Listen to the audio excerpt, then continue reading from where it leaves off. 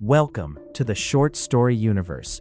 If this is your first time here, be sure to subscribe and click the bell notification button to keep up with the epic comic book content on this channel. Hey everyone, and welcome to this explainer. Today, we're unpacking something that caused a massive wave of panic in the film world.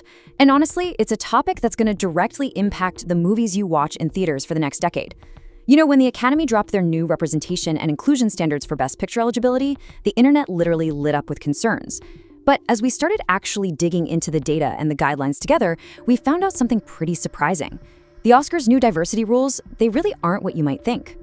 So the immediate reaction from a lot of film fans and industry insiders was just deep skepticism. People were asking, wait, are these new Oscar rules going to force identical movies? There was this huge assumption that every single film going forward was going to be shoved into this rigid, one-size-fits-all formula just to check off the exact same diversity boxes. The real fear here was that creative freedom would be totally stifled by a mandatory checklist, and we'd end up with a slate of Best Picture nominees that all look and feel exactly the same. But is that actually true? Okay, let's dive into this because the absolute best way to test this theory is to look at the real world. We're going to look at two massive back-to-back blockbusters that completely debunk this myth. I'm talking about Disney's live-action Moana and Christopher Nolan's epic, The Odyssey. These are two incredibly different movies, right? They have entirely distinct creative visions, and yet they both interact with this exact same Academy standard. Seeing how they navigate these rules is going to completely change how you view these guidelines. All right, let's get into section 1. Culturally specific, Moana. So how exactly does a movie with a cast made up entirely of a single racial group actually pass a comprehensive diversity standard? Well, it all comes down to what we can call the culturally specific blueprint. This is a strategy where a film's narrative centers completely on one underrepresented group, granting them full on-screen autonomy. Actually, it's the exact same super successful strategy Marvel used for Black Panther. By focusing the lens deeply and exclusively on one community, a film easily meets the Academy's criteria. In Moana's case, the film centers entirely on Pacific Islander heritage and indigenous seafaring. And by doing that, it clears the bar right away, without having to artificially mix in characters from other backgrounds. Let's break this down a bit. Under Standard A3, a movie qualifies if the theme is entirely centered on an underrepresented group. Moana hits the nail right on the head here. And then you have Standard A1, which explicitly lists Native Hawaiian or other Pacific Islander as an underrepresented ethnic group. By casting incredible talent like Catherine Lagaya and Dwayne Johnson, the filmmakers are honoring a single, historically overlooked community. The absolutely crucial takeaway here: there is no mixing of groups required. The rules allow a film to be 100% focused on one specific culture and easily pass the standard. Moving right along to Section 2. Global ensemble, The Odyssey. Now, let's flip the coin. Christopher Nolan took the exact opposite approach from the singular cultural focus we just looked at. He didn't center his movie on modern identity themes, and he definitely didn't stick to a single ethnic casting choice for an ancient Greek setting. Instead, he utilized the global ensemble blueprint.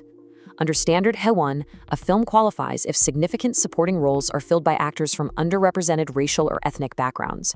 So instead of a singular cultural lens, Nolan opted for this massive multiracial melting pot. This is where it gets really cool. You have Matt Damon stepping in as the lead, playing the voyage leader. But look at how Nolan surrounds his lead.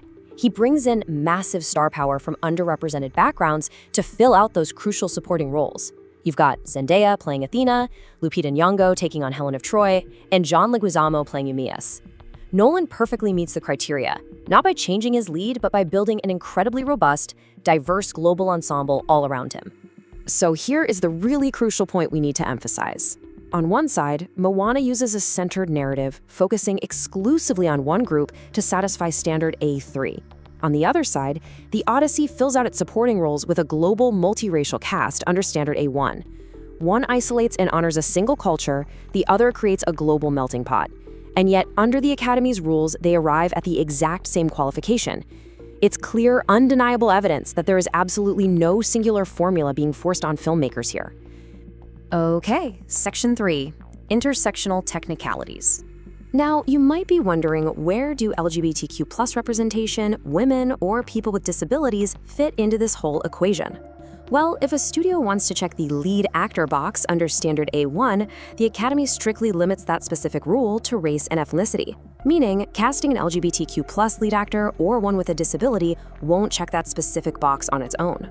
I know that sounds kind of restrictive at first, but it actually sets up a fascinating twist in how the rest of the rules are designed to be highly intersectional everywhere else.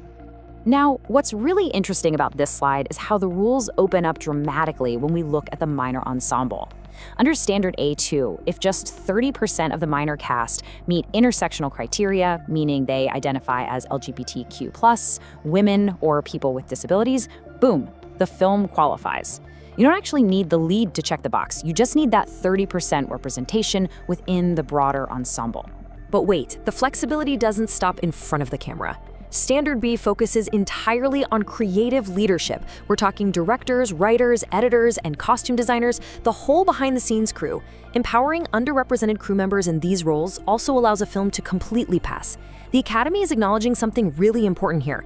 Representation isn't just about who is on the movie poster, it's about who is shaping the narrative, who is cutting the film, and who is designing the world. And that leads us to this massive, almost paradoxical twist. A movie could theoretically have an all-white, all-straight cast with literal zero on-screen diversity and still easily qualify for Best Picture. No way, right? How? By passing the standards entirely through the crew. By empowering a diverse team behind the scenes under Standard B, the film remains fully eligible. This completely shatters the myth of the mandatory on-screen checklist. The rules are incredibly flexible, recognizing that inclusion can happen on the set just as effectively as it happens in the frame. Which brings us to Section 4. Creative freedom remains. So after walking through all these specific blueprints and technicalities, the overarching conclusion becomes very, very clear. The Academy's guidelines are absolutely not killing creative freedom.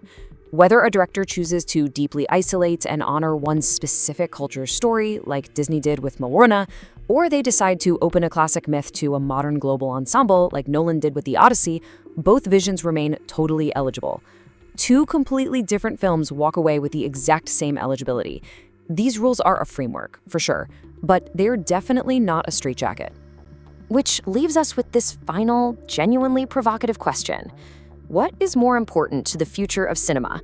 Who tells the story or who is on screen?